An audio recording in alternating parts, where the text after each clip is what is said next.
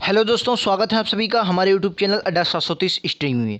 तो दोस्तों, आज हम आपके लिए कुछ ऐसे महत्वपूर्ण क्वेश्चन लेके आए हैं जो जीके से होंगे और जीएस स्ट्रेटेजी के हर प्रकार से मतलब मिक्सचर पीडीएफ तैयार किया गया है। इसमें आपको वो क्वेश्चन करवाए जाएंगे जो आपके सभी एग्ज़ाम के लिए बहुत महत्वपूर्ण है और आपके एग्ज़ाम में पूछे भी जाते हैं। ठीक है, तो दोस्तों ये आपकी जो सीरीज बनाई गई है बहुत इंपॉर्टेंट है और आपके लिए एग्ज़ाम के लिए बहुत इंपॉर्टेंट होने वाली है। तो चलिए दोस्तों, इसकी हम शुरुआत कर लेते हैं और आज पार्ट 1 है, बिल्कुल शुरुआत करेंगे और अच्छे लेवल से शुरुआत करने वाले हैं। तो चलिए दोस्तों शुरू कर लेते हैं। तो दोस्तों, अगर आपने अभी तक हमारे चैनल को सब्सक्राइब नहीं किया है तो सब्सक्राइब कर लें, बेल आइकन दबाएं जिससे नोटिफिकेशन आपको मिलती रहे।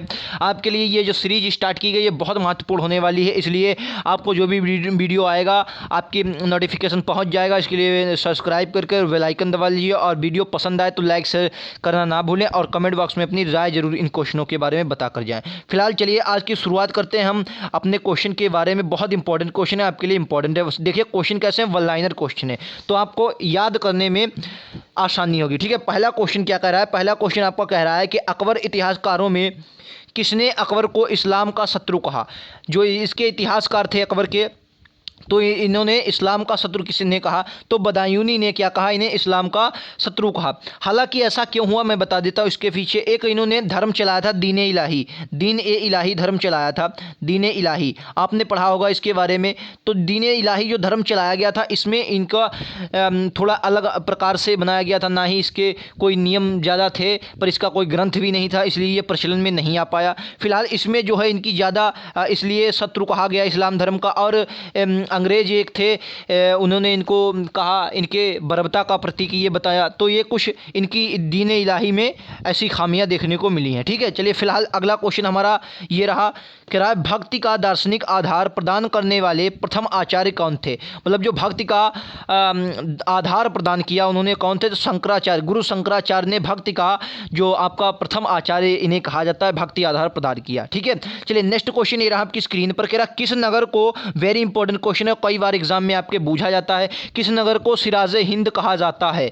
जौनपुर। इसका राइट आंसर क्या हो जाएगा? जौनपुर को आपको आपका सिराजे हिंद कहा जाता है। किसे? जौनपुर को। ठीक है, चलिए नेक्स्ट क्वेश्चन ये रहा आपकी स्क्रीन पर। क्या चालुक्य वंश का सर्वाधिक प्रसिद्ध शासक कौन था? चालुक्य वंश का सर्वाधिक प्रसिद्ध शासक कौन था? तो इसका राइट आंसर हो जाए पुलकेशिन द्वितीय जो था, ये चालुक्य वंश का सबसे प्रसिद्ध शासक था और इसने अपनी ये क्षमता और उसके लिए बहुत प्रसिद्ध था, ये इसलिए इसे सबसे प्रसिद्ध शासक माना जाता है। ठीक है, नेक्स्ट क्वेश्चन आपका कह रहा पृथ्वी मतलब मोहम्मद गोरी ने 1192 ईस्वी में तराइन के द्वितीय युद्ध में किस शासक को पराजित किया था? तो इसका राइट आंसर हो जाएगा पृथ्वीराज चौहान। देखिए जो पहला तराइन का युद्ध, तराइन के 2 युद्ध हुए, ये प्रथम जो तराइन का युद्ध हुआ था वो कब हुआ? 1191 में हुआ, जिसमें मोहम्मद गोरी जो आया उसे पृथ्वीराज चौहान ने पराजित कर दिया और वो फिर वापस पुनः भाग गया। लेकिन उसके बाद इसने फिर रुख किया भारत की ओर और जब अब वापस लौटा तो 1192 में फिर लौटा और तराइन का द्वितीय युद्ध हुआ जिसमें पृथ्वीराज चौहान की हार हुई और उसके बाद मोहम्मद गोरी ने 1500 फिर उसके बाद यहीं से जो है 1206 से दिल्ली सल्तनत की स्थापना होती है। ठीक है, चलिए नेक्स्ट क्वेश्चन। फिर उसके बाद कुतुबुद्दीन ऐबक गद्दी पर बैठता, आप वो कहानी जानते होंगे। फिलहाल चलिए नेक्स्ट क्वेश्चन ये रहा आपकी स्क्रीन पर। ये रहा कह रहा भारतीयों के महान रेशम जो मार्ग था, वेरी इंपॉर्टेंट क्वेश्चन, कई बार आपके एग्जाम में आता है और दोहराया जा चुका, मतलब रिपीटेड क्वेश्चन ये कहते हैं।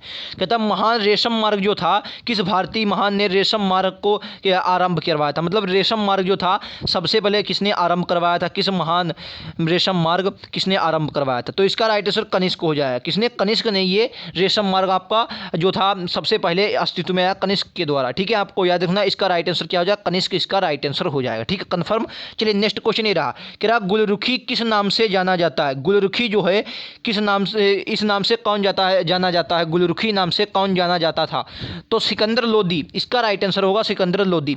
अगर इनके बाद बात करें, सिकंदर लोदी जो थे ये लोदी वंश के दूसरे हैं। इनके बाद पहले बहलोल लोदी, फिर सिकंदर लोदी, उसके बाद इब्राहिम लोदी गद्दी पर बैठा। ये 3 ज़्यादा इंपॉर्टेंट है लोदी वंश में। तो सिकंदर लोदी को क्या कहा जाता है? गुलरुखी कहा जाता है। ठीक है, इनके बाद इब्राहिम लोदी गद्दी पर बैठे थे। इब्राहिम लोदी 1526 में बाबर से युद्ध हुआ। बाबर से जब युद्ध हुआ इसका तो ये हार गए थे, तो उसमें पानीपत का प्रथम युद्ध हुआ जिसमें हार गए और दिल्ली सल्तनत का अंत हो गया। और इब्राहिम लोदी दिल्ली सल्तनत का एकमात्र ऐसा शासक था जो युद्ध भूमि में मारा गया। ऐसा भी आपके एग्जाम में क्वेश्चन क्वेश्चन पूछा जा सकता है। चलिए नेक्स्ट क्वेश्चन ये रहा, ये क्वेश्चन बहुत इंपॉर्टेंट है। क्वेश्चन कह रहा है वह कौन सा युद्ध था जिसे भारत में ब्रिटिश प्रभुत्व का प्रारंभ किया।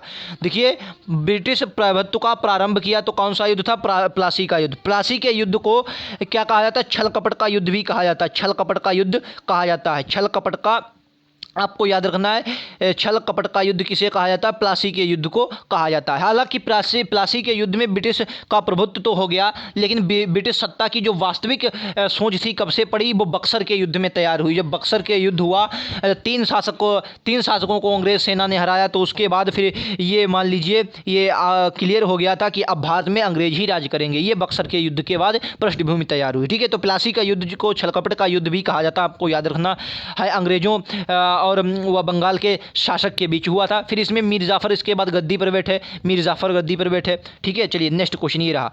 अगला क्वेश्चन क्या करा, शिवाजी ने अपने राज्य की आय का मुख्य साधन किसे बनाया था। इसका राइट आंसर क्या हो जाएगा, शिवाजी ने अपनी आय का मुख्य साधन किसे बनाया था, चौथ है क्या था, ये मराठाओं द्वारा लिया गया कर था, चौथ था। ये बहुत इंपॉर्टेंट कर है, चौथ जो है ये बहुत इंपॉर्टेंट कर है, और कई बार एग्जाम में पूछा जाता है कि चौथ कर का संबंध किससे है, तो मराठा साम्राज्य से है, आपको याद रखना है। ठीक है, चलिए नेक्स्ट क्वेश्चन ये रहा आपका अगला क्वेश्चन, क्या जैन धर्म के 24वें तीर्थंकर कौन है।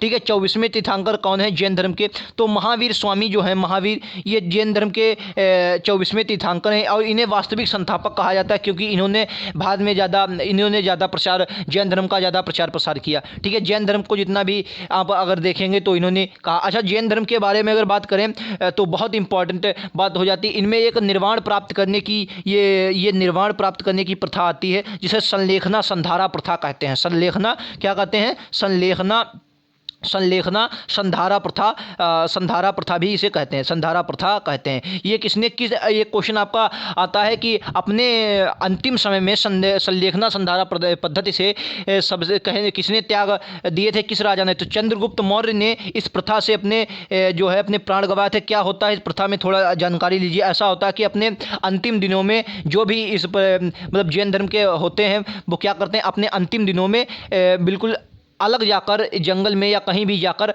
बिल्कुल खाना पीना सब कुछ छोड़ देते हैं उसे, और उनकी फिर उसके बाद कुछ समय बाद इनकी मृत्यु हो जाती है। उसे संलेखना संधारा प्रथा कहते हैं। अच्छा, एक बात बहुत इंपॉर्टेंट है, इनका एक बहुत महत्वपूर्ण मंदिर है गौतमेश्वर का मंदिर। ये बहुत इंपॉर्टेंट है, ये कई बार आपके में पूछा गया है। महामस्तकाभिषेक यहाँ होता है, ये आपको याद रखना है। ठीक है, चलिए नेक्स्ट क्वेश्चन ये रहा आपका अगला क्वेश्चन, क्या सत्यमेव जयते उक्ति कहाँ से ली गई है। सत्यमेव जयते उक्ति कहाँ से ली गई, तो इसका राइट आंसर क्या हो जाएगा, मुंडको उपनिषद से ली गई है। सभी क्वेश्चन जितने भी क्वेश्चन हैं आपके लिए इंपॉर्टेंट है, और आपके एग्जाम में किसी ना किसी एग्जाम में आपके पूछे गए और इंपॉर्टेंट क्वेश्चन की ये श्रेणी में भी आते हैं। ठीक है, चलिए अगला क्वेश्चन क्या कर रहा है, बक्सर के युद्ध जो 1764 के समय दिल्ली का शासक कौन था।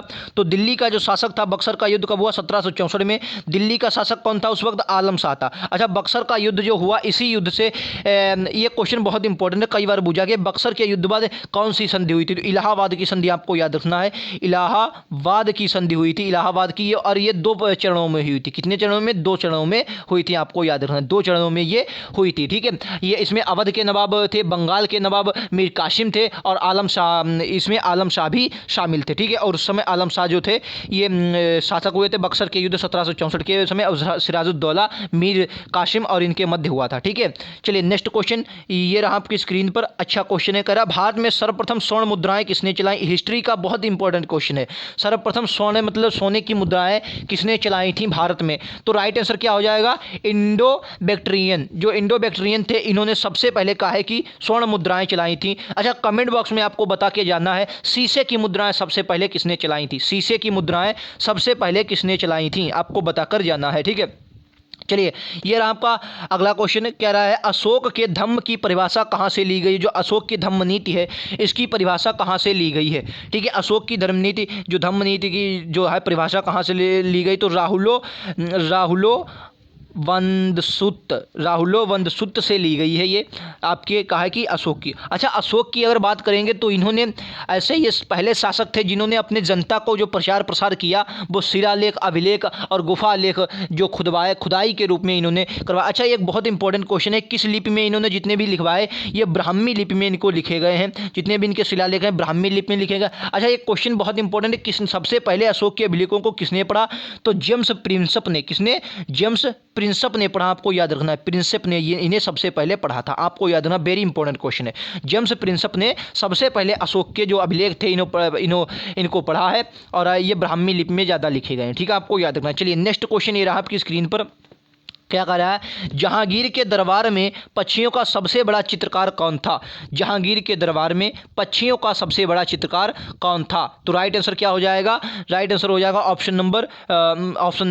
मंसूर। जो मंसूर था ये आपका जहांगीर के दरबार का सबसे बड़ा चित्रकार था, वो पक्षियों का। अच्छा, एक बात है, जहांगीर जो था ये चित्रकला का प्रेमी था। काहे का? चित्रकला का ये प्रेमी थे, कला के। अच्छा, इनके जो पुत्र हुए हैं शाहजहां की अगर बात करेंगे, शाहजहां जो थे ये वास्तुकला के प्रेमी थे। कहा है कि वास्तुकला के प्रेमी थे। वास्तुकला मतलब ये जैसे आप देखेंगे लाल किला, ताजमहल वगैरह, ये कहा है कि तो वास्तुकला के प्रेमी थे। फिलहाल अगला नेक्स्ट क्वेश्चन जो है, क्वेश्चन कह रहा अभिनव भारत के संस्थापक कौन है? तो इसका राइट आंसर हो जाएगा वी.डी. सावरकर, जो है ये अभिनव भारत के संस्थापक हैं। नेक्स्ट क्वेश्चन ये रहा आपका अगला क्वेश्चन, कह रहा